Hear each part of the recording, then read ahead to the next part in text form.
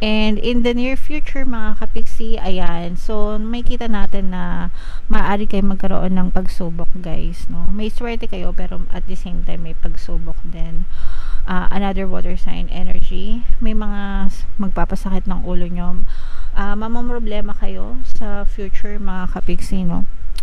Itong problema na to parang medyo yayanig siya sa inyo. So, guys, kung meron kayong savings ngayon, meron kayong mga ipon, dagdagan nyo pa. Kasi parang magkakaroon kayo ng mga unnecessary na pagkakagastusan.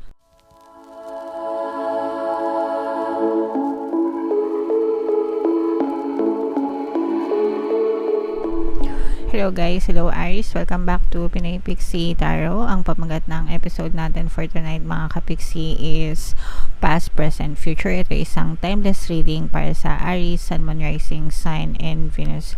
General reading lang guys, pwede mag-resonate, pwedeng hindi. Combination ng positive and negative energy mga kapixie. Shuffle ko yung cards guys, hanapin ko yung energy ng Aries. So, Aries guys, kayo ay na-represent ng Mother of Wands sa ating spread. Again guys, combination ng positive and negative energy, general reading lang. Pwede mag-resonate, pwede hindi. Pasensya na kayo guys, medyo pumapaling yung camera kasi bumibigay. Bumibigay yung tripod natin. So, wow. So, itong nasa babang deck mga kapiksi, ito ay past energy nyo. Ito yung mga nangyari sa inyong recent past, or ito yung foundation ng inyong story mga kapiksi. So dito nakikita natin how you were so blessed in the past mga kapiksi, pero kumbaga ito guys, naging successful kayo, naabot nyo yung mga pangarap nyo, super blessed kayo, feeling nyo lahat ng mga nais nyo sa buhay is narating nyo na. Pero dahil din dito sa mga tagumpay na to, meron din yan mga kaakibat na sakripisyo, emotional pain mga kapiksi. At ang masaklap pa doon is parang nagkaroon din kayo ng mga trust issues sa mga tao sa paligid nyo. So maraming sugat guys. May mga tagumpay, may mga saya, may mga ngiti, pero may mga sakripisyo, may mga negative na katumbas siya. So let's say for example, kunwari naging successful ka kasi nag-abroad ka. Pangarap mong kumita ng maraming pera. So syempre pag nag-abroad ka, there's malaki talaga yung chance na yumaman ka or sumagana ka kasi iba yun iba yung value ng currency ng pera mo ikumpara mo sa pesos, diba? So malaki. But may mga sakripisyo siya na kailangan mong gawin, like unang-una malayo ka sa pamilya mo. Pangalawa, kung may mga anak ka, diba, mas masakit yun. Malayo ka sa mga anak mo. Tapos malalaman mo din, or yung iba sa inyo nalaman nyo din kung sino yung mga taong mapagkakatiwalaan nyo sa mga hindi nyo mapagkakatiwalaan. Maaaring may mga nang-backstab sa'yo, ganyan. May mga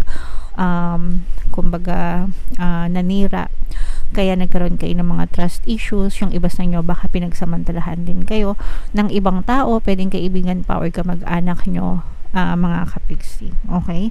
So, ganun, no? So, it's a combination of both positive and negative para sa inyo kasi, yes, gumanda yung buhay nyo, but at the same time, marami kayong sinakripisyo, marami kayong pinagdaanan para marating nyo yung mga tagumpay na yon. Sabi nga, diba, success comes with sacrifices mga kapisi. And ganun talaga.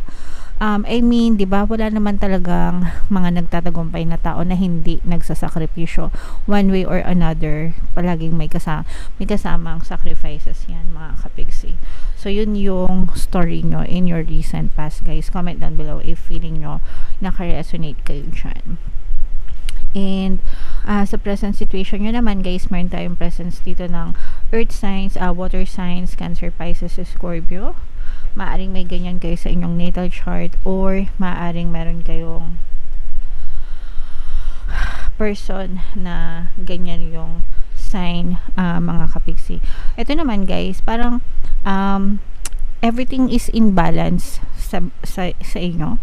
Kumbaga parang ini-enjoy nyo lang kung ano man yung tinatamasa nyo ngayon, pero meron meron pa ring stress, hindi pa rin nawawala sa inyo. Yung iba sa inyo guys, parang feeling ko hindi pa rin kayo maka-move on sa mga negative na nangyari sa inyo sa inyong recent past or sa inyong past. Nandun pa rin yung may mga stress ka pa rin, may mga toxicities pa rin sa paligid mo, and kailangan natin tanggapin na may mga ganun talaga, pero wag natin siyang bigyan ng attention mga kapiksi, kasi pag binigyan nyo ng attention yung mga nagpapastress sa inyo, lalo lang kayo ma-stress. So in short, deadma guys, no? Kasi we cannot please everybody. Yung iba kasi sa inyo guys, kahit na mabait kayo and kahit na gumawa kayo ng mabuti sa mga kamag-anak nyo or sa mga tao sa paligid nyo, may sinasabi at may sinasabi pa rin sila against you mga kapiksi. So hindi nyo na yun problema guys, kasi yung iba sa inyo parang ginawa nyo naman ang lahat, no, para makatulong kayo sa abot ng inyong makakaya, pero yung iba sa inyo parang binabato pa rin kayo ng bato. Yung iba nga sa inyo guys, pinagchichismisan, no, pinagchichismisan pa ng mga marites. So deadma lang sa kanila guys, basta focus on yourself. And ang maganda dito is na-enjoy nyo naman yung inyong financial na status sa pamumuhay, kasi may kaya-kaya naman kayo. And yeah, so yan nyo silang mamatay sa inggit. Problema na lang, tatamad-tamad sila. Alright?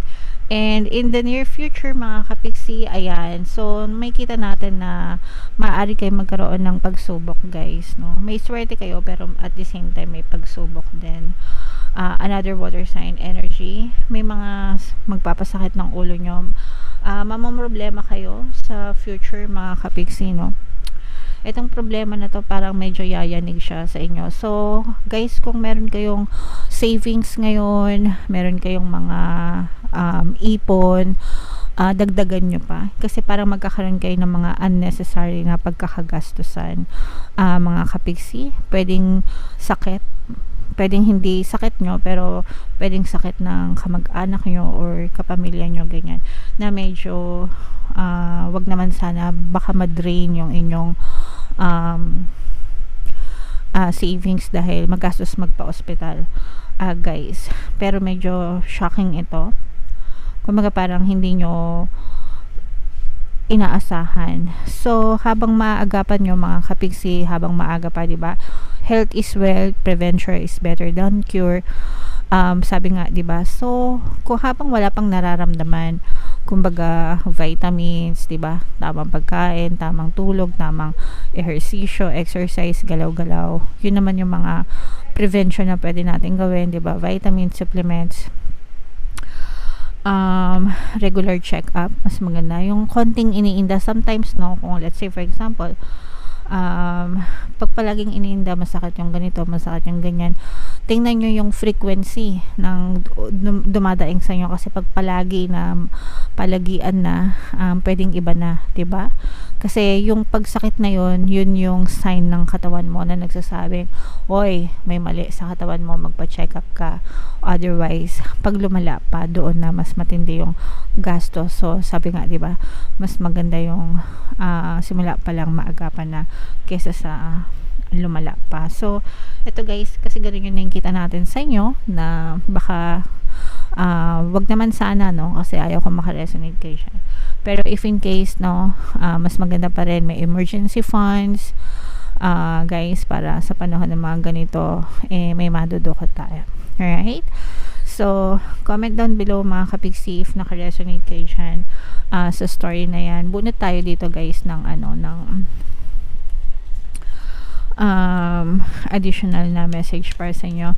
Habang sinashuffle ko to guys, panoorin nyo muna yung video natin regarding sa ating paano mag-manifest ng abundance video course.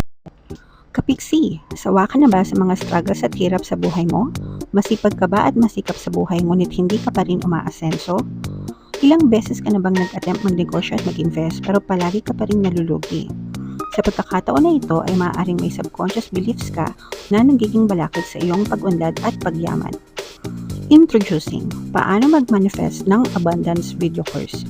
Dito ay matututunan mong ma-overcome ang mga balakid mo para tuluyan ka ng umunlad, umasenso, sumagana, maging matagumpay, successful at maswerte sa iyong kabuhayan, pera, trabaho, negosyo, salapi at kaperahan ng bonggang-bongga. Dali, mag-send na ng email sa pinoypixitaro@gmail.com at simulan na ang iyong pagyaman ngayon. Alright, so sabay-sabay tayo magpayaman ngayon 2024 mga kapiksi. Mag-avail na kayo ng course guys, kasi sobrang ganda talaga niyan. And good news mga kapiksi, dahil ngayong February magbibigay ako ng 200 pesos na discount sa lahat na mag-avail ng course guys until February 29, kaya mag-avail na kayo guys. And meron din tayong email coaching, manifest your desires using the law of attraction. If meron kayo mga specific na gusto nyong i-manifest guys, pwedeng love and relationship, pwedeng money or career, pwede kayo magpabook ng email coaching session with me. Mag-send lang kayo guys ng email sa pinoypixitaro@gmail.com. So, ito Aries, no? Ito yung mga additional na mensahe para sa inyo. Beloved one, I'm helping you with your spiritual soulmate relationship. So, for some of you, tinutulungan kayo ng inyong mga spirit guides, mga kapiksi, para makita nyo na ang the one para sa inyo. Ito ay para dun sa mga single, mga kapiksi, or dun sa mga ready for relationship. So, sabi ko naman sa inyo guys, pagdating sa relasyon, pinagdadasal talaga, hinihingi talaga yan guys. Hingin nyo yung tamang person na para sa inyo, di ba? And i-describe nyo, no? Kung gusto nyo na maganda, ng gwapo, mabait, mapagmahal, yun yung importante, mabait, mapagmahal, hindi nananakit, di ba? Sincere, faithful, loyal, yan. Lahat ng gusto nyo na katangian sa specific person na gusto nyo, hingin nyo mga kapiksi, di ba? Ask and you shall receive. Yung complete package na guys, no? Magdadasal din lang kayo, yung complete package na yung hingin nyo. Libre lang magdasal, mga kapiksi. Alright? And remember who you are guys. You are a powerful, loving, and creative child of God. You are loved, mga kapiksi. You are very loved. So lahat tayo guys, pantay-pantay tayo sa paningin ng Diyos. Pantay-pantay tayo. We are all equal. Walang pangit, walang maganda, walang payat, walang mataba, walang matanda, walang bata, walang babae, walang lalaki.